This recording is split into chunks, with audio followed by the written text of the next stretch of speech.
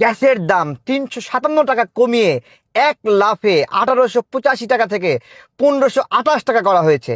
এইটা বাংলাদেশের ইতিহাসে বিরল যে গ্যাসের দাম একবার বাড়লে তা কমানো হয়। যুদ্ধের সময় যখন গ্যাসের দাম বাড়ানো হলো বাধ্য হয়ে, তখন আমরা প্রতিবাদ করেছিলাম, কিন্তু আমি এটাও বলেছিলাম যে যুদ্ধ শেষ হলে এটা কমাতে হবে এবং আমি বিশ্বাস করি মাননীয় প্রধানমন্ত্রী এটা কমাবেন। তিনি একজন যৌক্তিক, কাণ্ডজ্ঞানযুক্ত, র্যাশনাল এবং লজিক্যাল একটা মানুষ, যিনি গ্যাসের দাম কমিয়ে দেশের মানুষকে স্বস্তি দিলেন। আমরা বিশ্বাস করি যে তেলের দাম যেভাবে যুদ্ধের মধ্যে বেড়েছিল তাও একইভাবে কমিয়ে আগের অবস্থায় ফিরে আনা হবে। বাবুরে বাবু, এলপিজি সিলিন্ডারের দাম কমছে ৩৭৫ টাকা। ভাবা যায় বর্তমান সরকার না মনে হয় যে একটা আগুনের গোলা। এমন এমন একটা নিউজ নিয়ে এবো বাংলাদেশের জনগণের লাই, যেটা কেনা শুনি আমনে নিজের আবেগ ধরে রাখতে পারতো না, এমন একটা অবস্থা।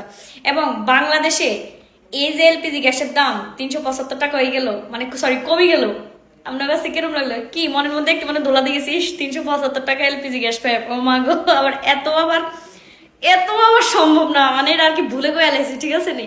তো যাই হোক বাবুরে বাবু, ৩৭৫ টাকা গ্যাস সিলিন্ডারের দাম কমছে, এটাতে আসলে মনের মধ্যে লারে লাপ্পা করতেছে, ঠিক আছে? কারণ সরকারের দ্বারাই, বর্তমান সরকারের দ্বারাই এটা সম্ভব। এনার মতন একজন বুদ্ধিমত্তার সম্পন্ন এবং বিচক্ষণ সরকার আমরা আসলে খুব কমই পাইছি এর আগে। সো এত সুন্দর একটা সরকার পাই, আমার মনের অনুভূতিগুলোও কিন্তু খুবই সুন্দর। আপনাকে কিরকম সুন্দর? আপনারা একটু সুন্দর চোখে দেখেন, তাইলে আপনাকে মনের অনুভূতি অনেক সুন্দর হয়ে যাইব। কিন্তু সরকারে যারা নিন্দামন্দ করেন, হেতা করে একবার বিরক্ত লাগে। আপনি করে যারা নিন্দামন্দ করেন, নিন্দামন্দ না করি সরকারে একটু বেশি করে অ্যাপ্রিসিয়েট করার চেষ্টা করেন এবং সরকারে ভালো কাজ করার আগ পর্যন্ত একটু সুযোগ দেন, একটু সময় দেন। দেখবেন সরকার বাংলাদেশটা সুন্দর করে গোছাই এমন একটা জায়গায় লয়ে যাবো, বাংলাদেশটারে এত সুন্দর সুন্দর জিনিস উপহার দিব যেটা আপনার কল্পনার বাইরে আসলো, যেটা আমরা কোনোদিন ভাবতে পারেন না। আচ্ছা যাই হোক, আপনারা কিন্তু সরকারে বেশি করে অ্যাপ্রিসিয়েট করবেন। সরকার ভালো ভালো কাজগুলারে আপনারা অ্যাপ্রিসিয়েট করার মাধ্যমে সরকার আমলায় আরও নতুন ভালো ভালো কাজ করার উৎসাহ পাইব, প্রেরণা পাইব। কারণ বাংলাদেশের জনগণের লাই ভালো কাজ করতে হলে অবশ্যই উৎসাহ এবং প্রেরণার দরকার আছে, ঠিক আছে? সো ভালো কাজে অ্যাপ্রিসিয়েট করতে হইব এবং মন্দ কাজ থেকে নিজের বিরত রাখতে হইব। যে ঠিক আছে, ব্যাগে মালা থাকবেন, আমার লাই বেশি করে দোয়া করবেন। আজকের ভিডিও এই পর্যন্তই। আসসালামু আলাইকুম, আল্লাহ হাফেজ। বিএনপির রাকিব ভাইয়েরকে নিয়ে আমি বিভিন্ন সময় ট্রল করছি, বাট আজকের পোস্টার পরে ওনাকে আমি স্যালুট জানাই আজকের এই ভিডিওতে। দেখেন, আপনারা যখন ভালো কিছু করেন, যখন দেশের পক্ষে থাকেন, তখন অবশ্যই আমরা আপনাদেরকে রেসপেক্ট করি, সম্মান করি। কিন্তু যখন দেখা যায় যে কিছু বিষয় নিয়ে আপনারা দেশের বিপক্ষে থাকেন, শুধু দল চাটেন, তখন আমরা আপনাদেরকে নিয়ে ট্রল করি। বাট আজকের এই পোস্টার পরে আপনাকে স্যালুট জানাই, কারণ জুলাই নিয়ে আমাদের কারোর সাথে আপোষ হবে না। জুলাই আমাদের সবার, এবং আমাদের একটা কথা আছে না, যে জান দিব তবু জুলাই দিব না।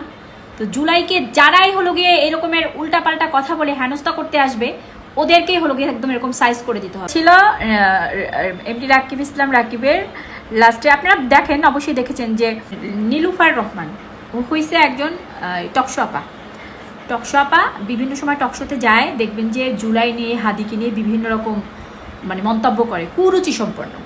তো শাওনের বান্ধবী, সিডিআই শাওনের বান্ধবী আপা আর কি, আর এক সিডিআই। তো আপনারা যারা যদি জুলাইকে ধারণ না করতে পারেন, জুলাইকে বহন না করতে পারেন, আপনারা এই দলে আছেন কিভাবে? কারণ সবার আগে তো চিন্তা করা উচিত ছিল দেশ আপসীর নেত্রী খালেদা জিয়ার কথা। আজকে বেগম জিয়া মারা যাওয়ার পরে দাফন জানাজা কিছু হইতে দিত? ওই ফ্যাসিস্ট থাকলে হইতে দিত কোনো দিন? আজকে তারেক জিয়া বাংলাদেশের প্রধানমন্ত্রী হইতে পারতো ওই ফ্যাসিস্ট থাকলে? আজকে এই যে বিভিন্ন নেতা কর্মীরা জেল থেকে ছাড়া পাইতো, ওই ফ্যাসিস্ট থাকলে কোনো দিন পাইতো না।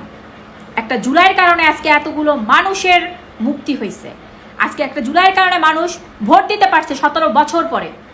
একটা জিনিস দেখবেন, এই জুলাইয়ের বিপক্ষে যে বেড়াগুলো তো বাদ দিলাম, ওগুলো তো সব আওয়ামী লীগ ছাত্রলীগ, যে বেডিগুলো আছে এগুলো সব শাহবাগী, সব কিলিবেজ বের করা। ম্যাক্সিমাম দেখবেন একদম মিলাই নিয়ে এরা জুলাইয়ের বিপক্ষে। কারণ কি জানেন? না আছে আল্লাহ খোদা এদের মধ্যে, না আছে দেশপ্রেম, না আছে মানবতা। মানুষ হত্যা করতে এরা পছন্দ করে, এরা নিজেদেরকে উলঙ্গ করতে পছন্দ করে। এরা সিডিআই লিখতেও এদের গায়ে বাজে না, বুঝছেন? সিডিআই যে করো বিভিন্ন পোস্টে আইসা, 17 বছর তো মানুষকে কম জ্বালাও নাই, কম অত্যাচার করো নাই, কম গুম করো নাই, কম খুন করো নাই, কম করছো? ইলিয়াস আলীকে কিভাবে গুম করে ফেললো? প্রত্যেকটা এলাকায় এলাকায় সব জায়গায় কি এক একজন ছাত্রলীগের সভাপতি, ছেলে কি করে ছাত্রলীগের সভাপতি। ছাত্রলীগের সভাপতি সিডিআই শিখবি না আর শিখবি কি? কারণ তোদের সময় তো তোদের নেত্রী অটো পাস করাই দিছে। তোদের হয় অটো পাস করছো আর না আলহা পড়া রইছো, নেতা হইছো, মানুষের উপর অত্যাচার চালাইছো। তোরা এই খারাপ ভাষা ছাড়া কি শিখবি? তোরা আবার আসো হাদি সিটে ফেলাইতে চাইছে। হাদি তো তোদের শাওনা পারের মতো যারা আছে এদেরটা শিখতে চাইছে এবং তোদেরটা শিখতে চাইছে। হাদি তো ঠিকই ছিল, ও হাদি একা খারাপ কথা কইছে না। আর তোমরা এগুলা সব তোমরা কি ভাষা লিখতেছো এগুলা? হ্যাঁ, তোমাদের আপা, তোমরা এগুলো লেখো না, তোমাদের আপারে সিডিআই করে দিছে জুলাইতে, 24 জুলাই তোমার আপারে সিডিআই করে দিয়েছে। এই জন্য তোমাদের আপা ওই যে মোদির কাছে গিয়ে এখন সিডিআই করে। খুব মজা লাগছে না? তোমরা আমার এই করে ফেলবো ওই করে ফেলবো, গর্ত দিয়ে বাইক কর। তোদের আপা আসবে না, আসুক। তোদের আপার ফাঁসির অপেক্ষায় আছে এই বাংলাদেশ। এই বাংলাদেশের প্রত্যেকটা সাধারণ জনগণ, অত্যাচারিত নির্যাতিত জনগণ সবাই তোদের আপার ফাঁসির অপেক্ষায় আছে। আর এখন আসি আর একটা কথায়, সেইটা হলো রুমিন ফারহান আপা। ওনাকে আমার ভীষণ ভাল লাগে, কারণ উনি দেশের পক্ষে, অলওয়েজ দেশের পক্ষে উনি কথা বলে, খুবই ভাল লাগে। কিন্তু ওনার বান্ধবীকে শাওন, আমার মতে, আমি আমার জায়গা থেকে বলবো, সৎসঙ্গে স্বর্গবাস, অসৎসঙ্গে সর্বনাশ। আপনি এমন বন্ধুত্ব ত্যাগ করেন, কারণ আপনি কার সাথে মিশতেছেন সেই লেভেলটা আপনাকে বুঝতে হবে। আমি আমার বিজনেস লাইফে এসে বহুত কিছু শিখেছি।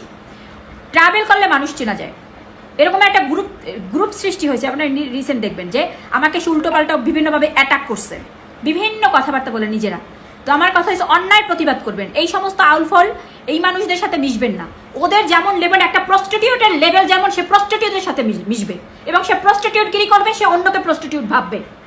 আমার এই গ্রুপটা থেকে আমি বুঝছি, এখানে 5 জনের একটা গ্রুপ আছে, যার যেমন লেভেল, সে যদি 2 ক্লাস পরেও তার লেভেল ওই প্রস্টিটিউটই থাকবে। তো শাওন তো হয়েছে সেই ক্যাটাগরির এখন, কারণ শাওন যে ভাষা লিখছে। আচ্ছা, এই একটা ভিডিও দেখেন। সাবধান করে দিতে চাই, এই মেহের আফরোজ শাওনের সাথে তার পাবলিকলি মাখামাখি, এবং সেই মেহের আফরোজ শাওন এখন বলতেছে জুলাই সিডিআই। আমরা রুবিন ফারহান। তো কথা হলো, যেভাবে লিখতে পারছে তাকে এখন যে জনগণ ধুয়ে দিচ্ছে। এখন এই ওই যে হাসনাত আব্দুল্লাহ বসুন্ধরা নিয়ে কথা বলার পর হাসনাত আব্দুল্লাহ নিয়ে কালের কণ্ঠ বিভিন্ন রকম প্রতিবেদন দিছে, এই করছে সেই করছে। ভাই, কালের কণ্ঠ তোমাদের নিউজ এখন মানুষ সামনে আসে এই জন্য দেখে। এখন এক একটা মিডিয়া, জনগণ এক একটা মিডিয়া, এটা বুঝতে হবে। ভালো কোনো নিউজ তো ছাপাবা না। যে দেশের পক্ষে থাকবে তোমরা তাদের বিপক্ষে গিয়ে তাদেরকে নিয়ে যেমন ইচ্ছা তেমন রিপোর্ট দিবা, তেমন করবা। কিন্তু জুলাইয়ের বিষয়ে কারোর সাথে আপোষ নাই। জুলাই এদেশের সাধারণ জনগণের, জুলাই এদেশের মুক্তি দিছে, জুলাই এদেশকে স্বাধীন করছে।